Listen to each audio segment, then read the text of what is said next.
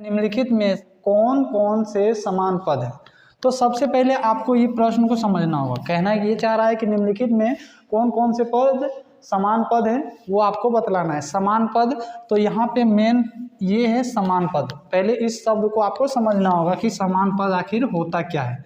समान पद, तो पहले इसकी डिफिनेशन जान लीजिए, इसको बेसिक से समझ लीजिए, फिर हम लोग जब आगे चलेंगे तो आपको बेसिक समझ में आया रहेगा तो आपको ये बनाना बिल्कुल आसान लगेगा।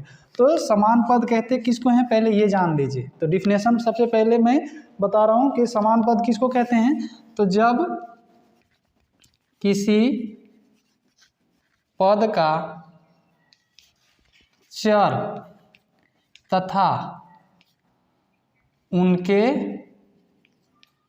यानी कि किन के, तो चर के, तो उनके यानी कि चर के घात समान हो। जब किसी पद का चर तथा उनके यानी कि चर के घात समान हो, अर्थात कहना ये चाह रहे हैं हम कि चर समान हो तथा चर के घात समान हो तो वह समान पद कहलाता है। समान पद कहलाता है। जैसे एग्जाम्पल हम लोग समझते हैं, यहाँ पे क्या कहे हमने कि जब कोई एक पद दिया हो रहेगा, कोई भी एक पद होगा और उनका जो इतना चर होगा, यानी ये असल में होता क्या है, समान पद किसको कहते हैं। तो समान पद जब किसी पद का चर तथा उनके चर का घात समान रहे तो उसे हम समान पद कह सकते हैं। लेकिन असल में इसको हम ऐसे समझेंगे तो ज़्यादा बेटर समझ में आएगा कि समान पद क्या होता है। तो समान पद एक पदों का एक समूह होता है, यानी 3-4 पद उसके अंतर्गत आएंगे। तो उन 3-4 पदों में से क्या होगा, उन सभी के चर जो है, जो यहाँ पे जो 4-5 पद रहेंगे, अलग अलग पद रहेंगे, उन पदों का चर समान होगा और साथ ही साथ क्या होगा, उनके चरों का घात भी समान होना चाहिए। जब दोनों शर्त संतुष्ट होंगे तभी मेरा समान पद कहलाएगा। तो हमने क्या कहा कि समान पद क्या है, तो पदों का एक समूह है। अलग अलग पदों का एक समूह होता है जिसमें उन पदों के समूहों में से आपको ये देखना पड़ेगा कि चर जो है वो समान है या नहीं है और उनके घात समान है या नहीं है। आइए हम लोग एग्जाम्पल से समझते हैं। जैसे यहाँ पे देखिए x², यहाँ पे -3x², 5x² +1, यहाँ पे ये सभी को हमने ऑब्जर्व करना है। यहाँ पे ऑब्जर्वेशन डालने से क्या दिख रहा है आपको कि यहाँ पे क्या है, तो हमने कहा कि समान पद क्या होता है, तो पदों का एक समूह है। देखिए यहाँ पे पूरा एक समूह है और इन समूहों में आपको क्या दिख रहा है कि जब किसी पद का चर तथा उनके घात समान हो, तो देखिए यहाँ पे पद में देखिए चर क्या है, x है, यहाँ भी x है, यहाँ भी x है। सभी का चर क्या है, तो सभी का चर एक समान है और चर तो समान है ही, साथ ही साथ हमको अगला शर्त क्या कर रहा है कि उनके चरों का जो घात है वो भी समान होना चाहिए। इनके चर देखिए यहाँ पे x² है, यानी इसके घात में कितना है, 2 है, इसका भी घात में 2 है, इसका भी घात में 2 है, तो इनके घात भी क्या है, समान है। जब ये दोनों सिचुएशन समान होंगे कि इनके चर भी समान आ रहे हैं और इनके घात भी समान हो रहे हैं, चर के घात, इन चरों के घात भी समान हो रहे हैं, तब ये आपका समान पद कहलाएगा। आई होप आप लोग को समझ में आ गया होगा। तो आइए अब हमने समझ लिया कि समान पद क्या होता है, तो अब हम आसानी के साथ समान पदों को छांट सकेंगे, क्योंकि हमको बोला है ये जो है ये क्या है, पदों का एक ग्रुप है। इन ग्रुप में से समान पद वाले जो होंगे, यानी ऐसे ग्रुप हमको बनाना है जिनके चर भी समान होंगे और उनके घात भी समान होंगे। तो आइए हम लोग समान पद को छांटते हैं। यहाँ पे लिख लेते हैं सोल्व और यहाँ पे समान पद।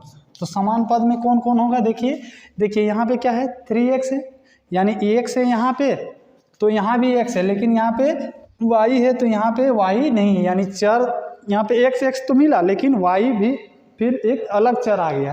तो हमारा दोनों का चर अगर यहाँ xy था तो यहाँ भी xy होना चाहिए था, तभी वो मेरा समान पद कहलाता है। इसका मतलब 3x एक ठो हो गया, लेकिन ये इसका समान पद नहीं है। तो अगला देखते हैं कि 3x का समान पद कौन होगा, तो कौन हो जाएगा, तो -5x। क्यों होगा, क्योंकि देखिए यहाँ पे जो चर है वही चर यहाँ पे भी है, जो इन दोनों का समान चर है और इनके घात भी समान है। यहाँ पे घात में एकक है तो दोनों का घात में एक ही है।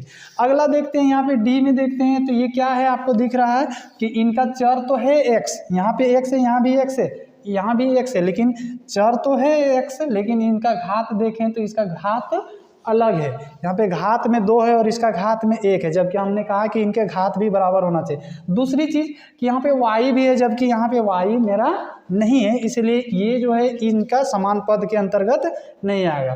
तो अगला हम देख रहे हैं क्या, 12x। तो यहाँ पे भी क्या है आपका, तो यहाँ पे भी 12x जो है वो समान पद हो जाएगा। क्यों, क्योंकि इनका जो चर है वही चर इनका भी और घात भी समान है।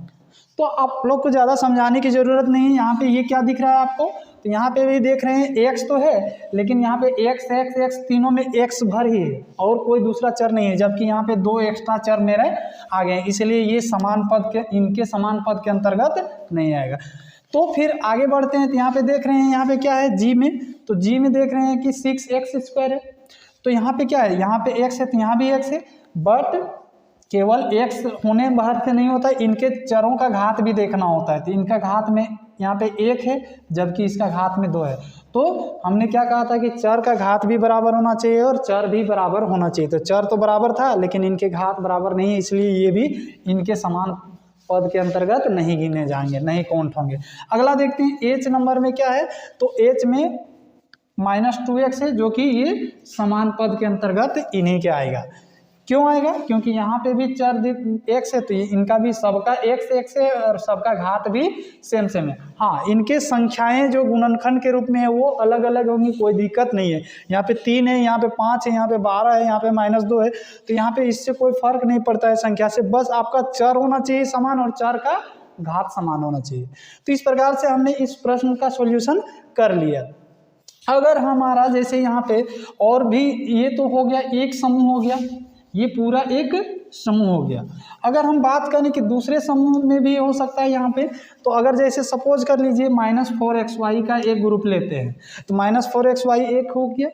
अगला कोई आ सकता है, तो -4xy जो यहाँ पे चर है वही चर और भी होना चाहिए। तो देखिए यहाँ पे आपको दिख रहा है xy का चर, तो समान चर तो दिख रहा है, लेकिन इनके चर का घात में यहाँ पे 1 है और इसका भी 1 है, जबकि यहाँ पे 1 तो है लेकिन यहाँ पे 2 है, इसलिए ये इसका समान पद नहीं कहलाएगा। इस प्रकार से तो यहाँ पे दूसरा कोई भी पद नहीं होगा, बस एक ही पद आ रहा है। अगर आप चाहें तो, अगर आपको इस तरीके से मौका मिले तो आपका कई एक ग्रुप बन सकते हैं इन पदों का। आई होप आप लोग को समझ में आ गया होगा।